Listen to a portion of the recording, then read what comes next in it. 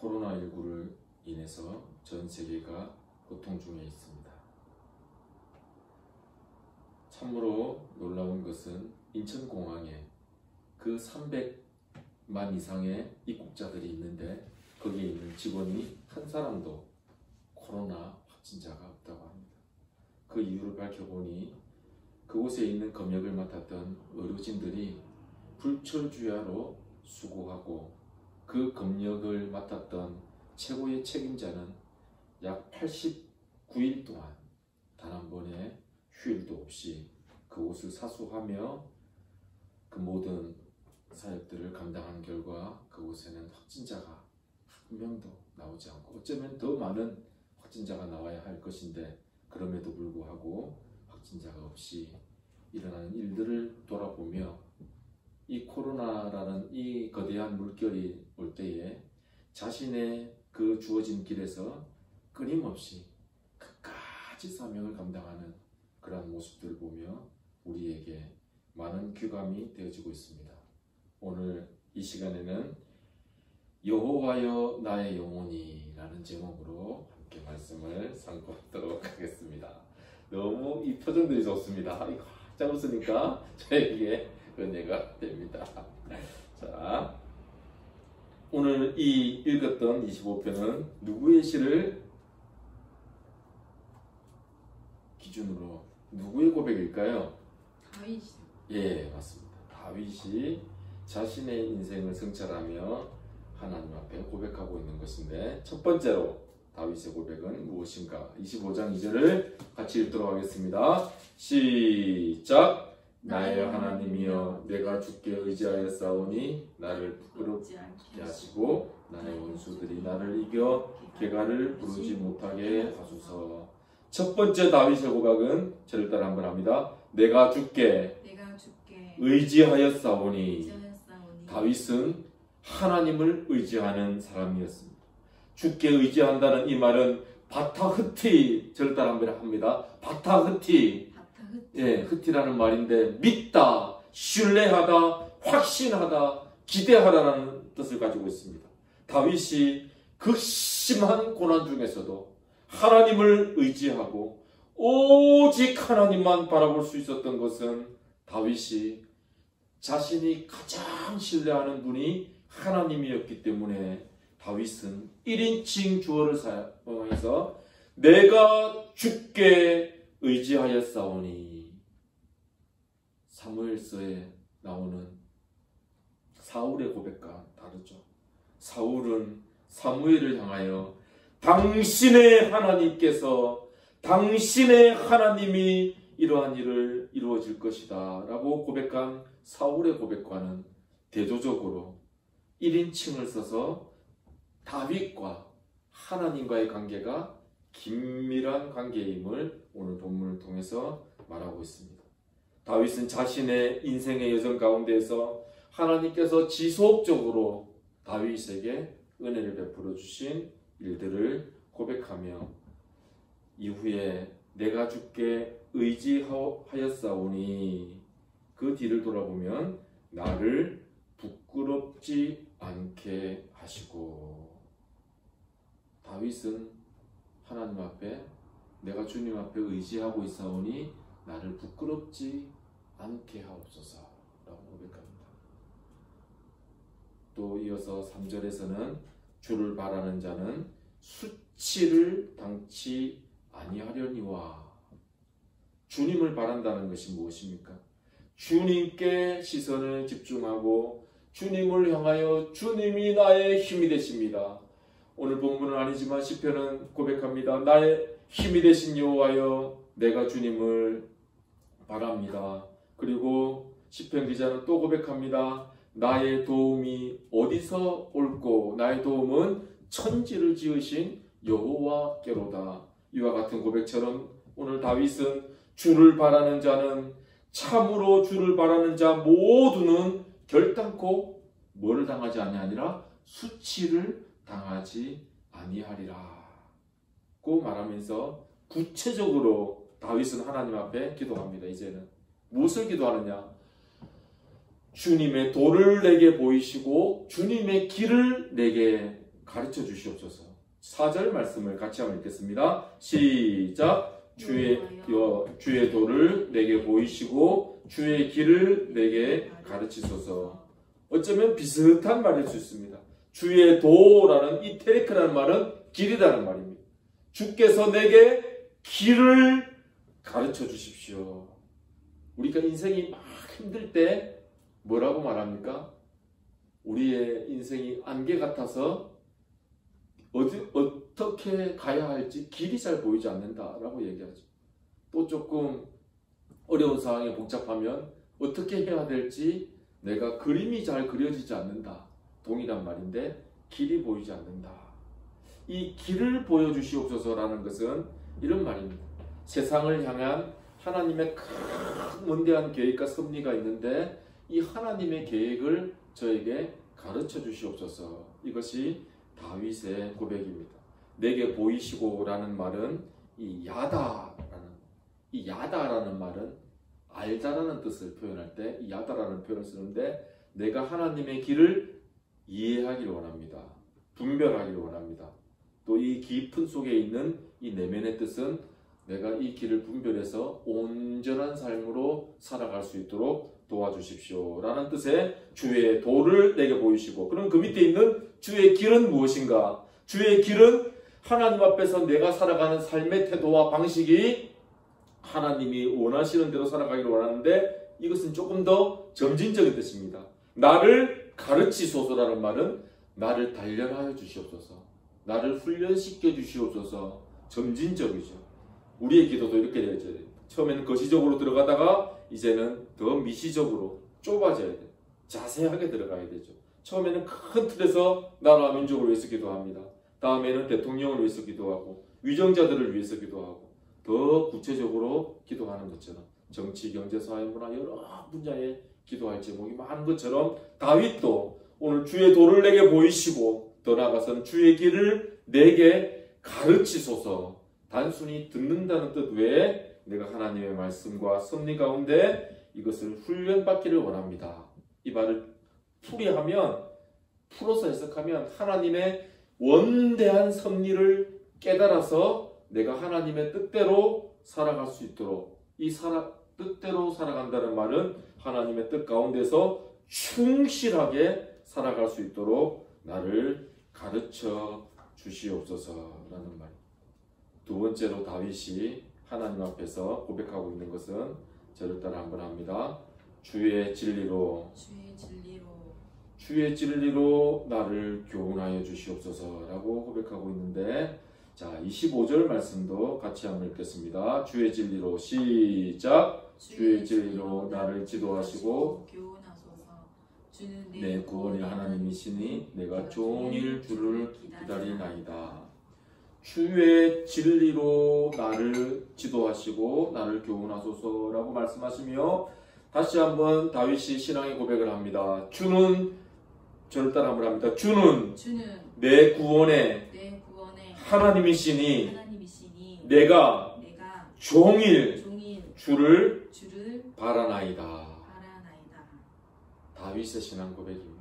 주의 진리로 나를 지도하옵소서라고 말씀하시며 그 이유가 무엇이냐? 이 키라는 말은 히브리어 이 원어의 키라는 말은 이유를 나타내는데 여기서도 키가 생략되어 있습니다. 왜냐하면 주의 진리로 왜 나를 지도하고 교훈하냐 하면, 왜냐하면 주는, 하나님은 나의 구원이시기 때문에 내가 종일 주님을 바라봅니다.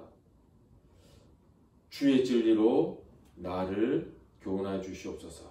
그럼 여기서 주의 진리가 무엇입니까? 앞에서 살펴본 주의 도와 주의 길과 일맥상통한 말이에요. 주의 도, 하나님의 섭리라고 말했죠. 조금 더 구체적으로 주의 길은 나를 단련시켜 주시옵소서라는 뜻인데, 이 길을 조금 더 다르게 표현한 게 주의 진리라고 표현되어져 있습니다. 주의 진리로 교훈하다는 말은 이 원어에 보면 떠나가게 하다, 인도하다, 이끌어내다는 말이 있어요. 다윗이 하나님의 뜻대로 살아가는 것도 중요하지만 하나님께서 나를 가르쳐 주셔서 하나님이 나를 이끌어 주시옵소서. 수동형으로 되어져 있죠. 우리의 믿음 생활은 수동형인 것 같아요. 우리가 잘 가는 것 같지만 뒤돌아보면 하나님이 인도해 주세요.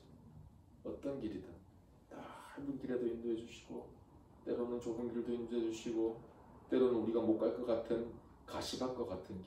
나는 자연이 있다 보면 한 번씩 산에 가는데 길도 없는 곳을 막 가요. 그 사람이 막 가죠. 그런 협착한 길도 하나님이 인도해 주세요. 또 이런 인도하다는 것은 이러한 표현을 써요. 어머니가 아이의 걸음을 지도할 때, 우리 여기 또 어린이집 선생님으로 계신데 어떻습니까? 어린아이가 산책을 나갈 때 잘 넘어질 수도 있죠. 아장아장 걸어갈 때 어떻습니까? 선생님이 바짝 긴장을 해서 아이를 인도하죠. 차들이 많이 다니는 곳에 여러 명 있을 때는 뭘 만들어요? 무지개 끈이라도 만들어가죠.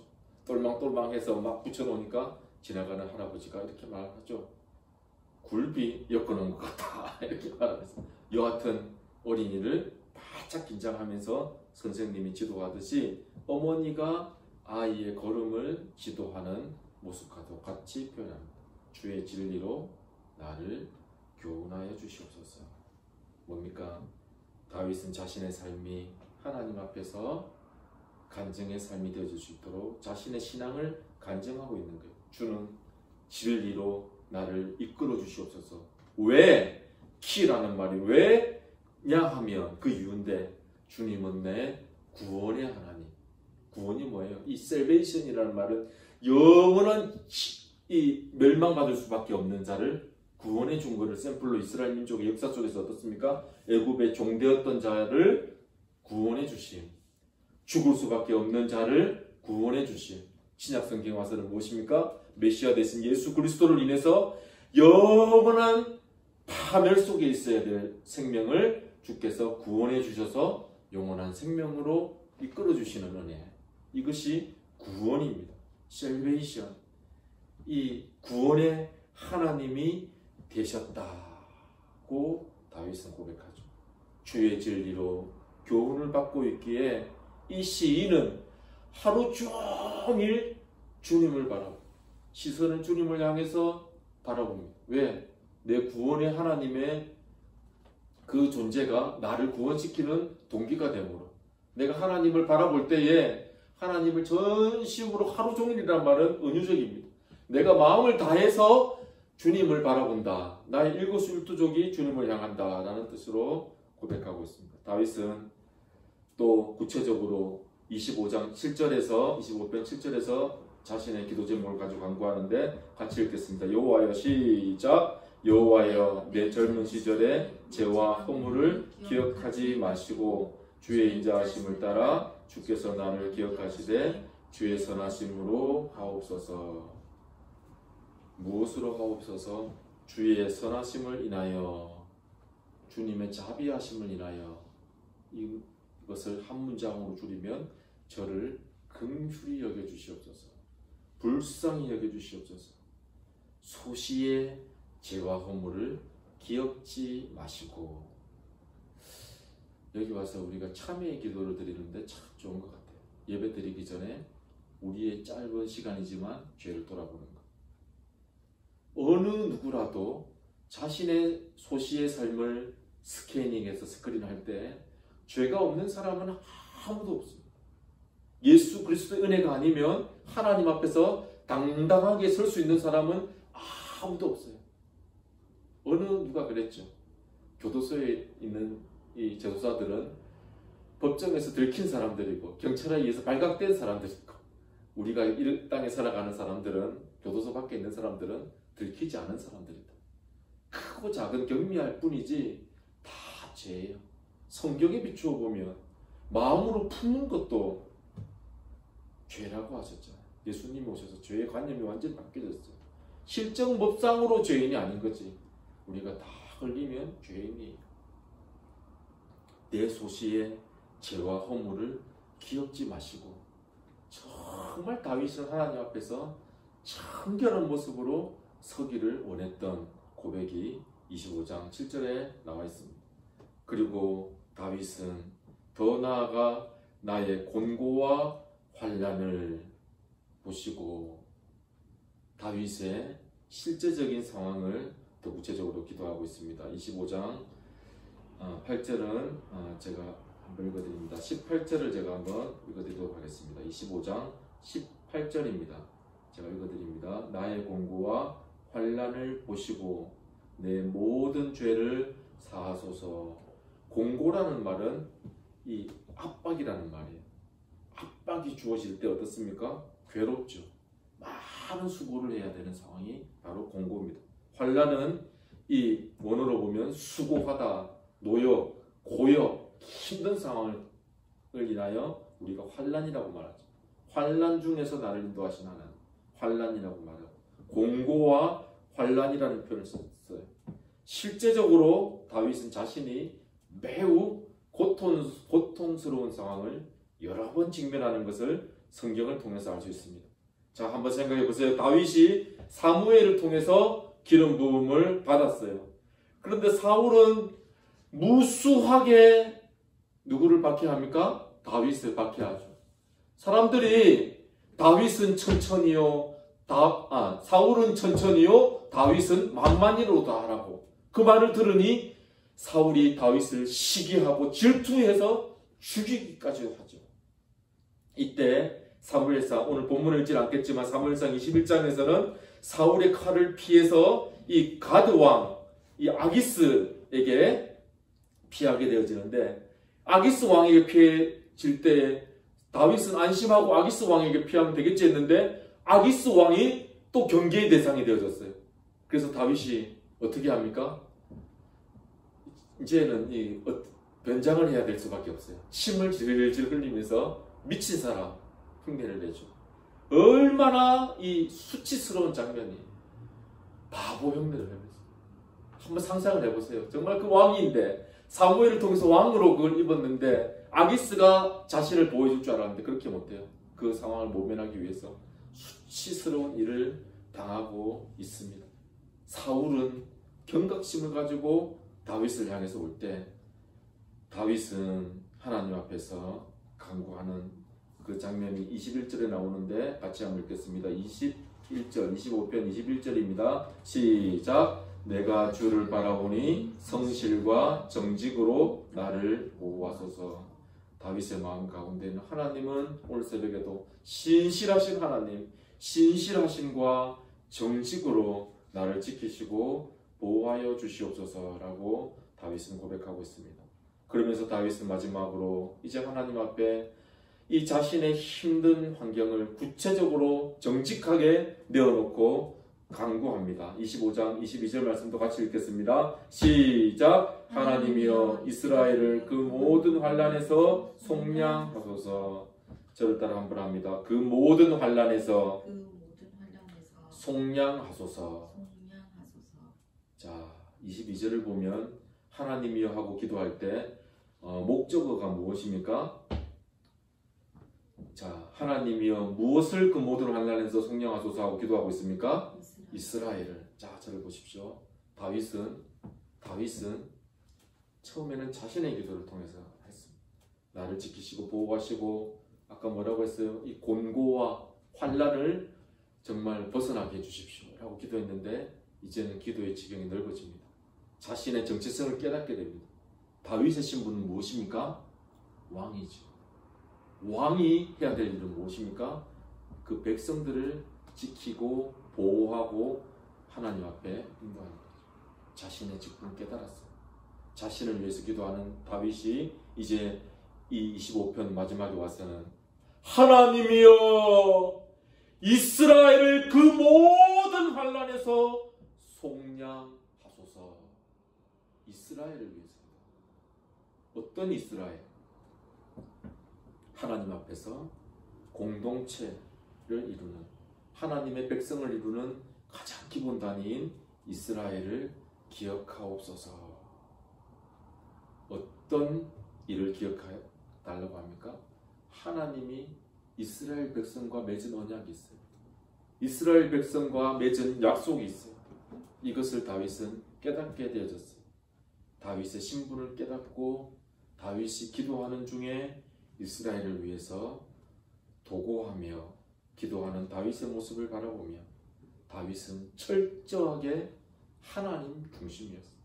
그의 삶이 평온할 때든지 아니면 오늘 본문과 같이 인생에 휘몰아치는 고난이 다윗에게 닥칠 때에 다윗은 다른 곳으로 시선을 돌리지 아니하고 오직 생명이 되신 하나님을 향하여 시선을 집중하는 것을 알 수 있습니다. 그렇다면 우리는 고난을 어떻게 극복해야 되겠습니까?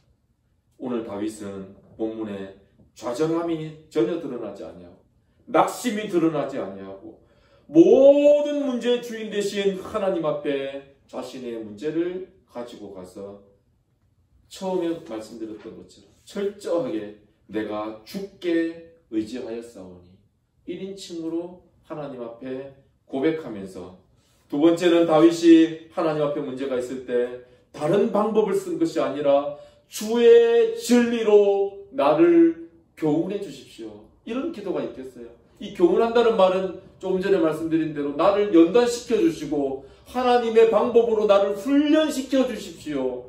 다시 말하면 힘든 고난이 있어도 내가 그것을 달게 받겠습니다. 하나님의 뜻이라면 어떤 것이라도 감수하겠습니다라는 기도예요. 우리에게 이런 기도가 있을까요? 우리의 자녀들을 조금 더 가혹하게 훈련시켜 주십시오. 힘든 길이라도 걸어갈 수 있게 해주십시오. 이런 기도가 우리 속에 있는지 돌아봅니다. 그 모든 환란에서 속량하소서. 이 기도는 이스라엘 백성을 위한 기도였습니다. 우리는 예수 그리스도 앞에서 어떠한 기도로 우리의 기도 생활을 하고 있는지 돌아봅니다. 우리는 영원히 죽을 수밖에 없고 영원히 파멸될 수밖에 없지만 예수 그리스도를 인해서 우리의 신분이 의인의 신분으로 바뀌어졌습니다. 의인이 되어졌습니다. 루터는 이것을 피고로 인해서 사형을 선고받은 자가 예수 그리스도의 변호를 인해서 예수 그리스도가 대신 십자가를 지고 죽어주심으로 인해서 판사가 판결을 다시, 이 사람은 죽어야 되는데 생명으로 예수님을 인해서 생명으로 이어졌다. 법정에서 꽝 판사가 다시 이 사형을 무죄로 선고했습니다. 이것을 법정형으로 되어졌다. 누구를 인해서요? 예수님을 인해서. 그래서 이신칭의, 예수님을 인해서 의인으로 불려진다라는 법정 용어예요. 예수님은 번제가 되어주시고 실제로 유월절에 어린 양이 되어주셨어요. 요한은 그래서 예수님을 바라보며 보라 유월절에 어린 양이로다 라고 고백했어요. 유월절의 어린 양이 무엇인지를 잘 알아야 돼요. 유월절은 하나님 앞에서 이스라엘 백성이 유월절 절기를 드리는데 그 유월절에 하나님 앞에 올려드리는 번제물이 되어주신 분이 예수님이에요. 예수님은 이 땅에 죽기 위해 오셨어요. 그래서 성경대로 죽으셨어요. 자, 저를 따라 합니다.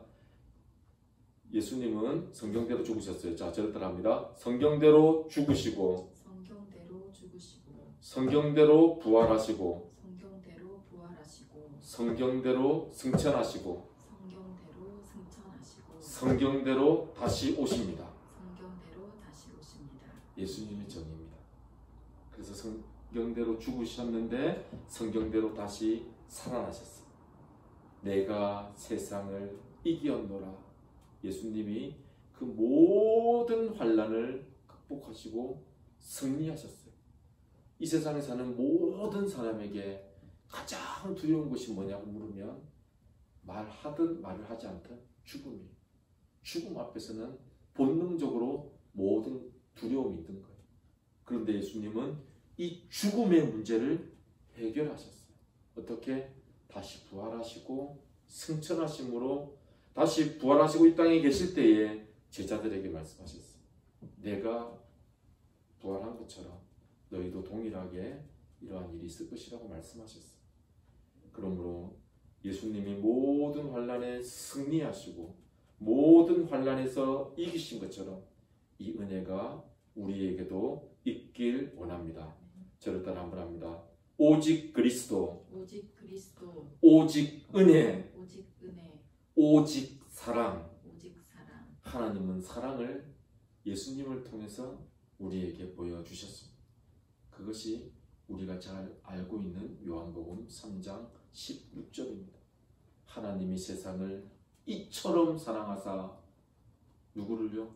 독생자 예수 그리스도를 우리에게 주신 이유는 그 저를 믿는 자마다 누구든지 영원한 생명을 주게 하기 위해서입니다. 다윗은 주님을 의지하고 주의 진리 안에서 모든 것을 나의 삶을 하나님 앞에 의지하며 교훈해 달라고 기도하며 나아가서는 이스라엘 백성들을 향해서 기도하는 모습을 바라보며 우리의 삶이 어떠한 삶의 위경에 놓이든지 우리의 구원의 주체가 되시는 오직 여호와 하나님께 우리의 시선을 집중하며 나아가는 우리 푸른숲 공동체 모두가 되어지기를 소망합니다. 이 시간 함께 찬양하며 기도하는 시간을 가지도록 하겠습니다. 자, 이 시간 찬양은 주께 가오니입니다.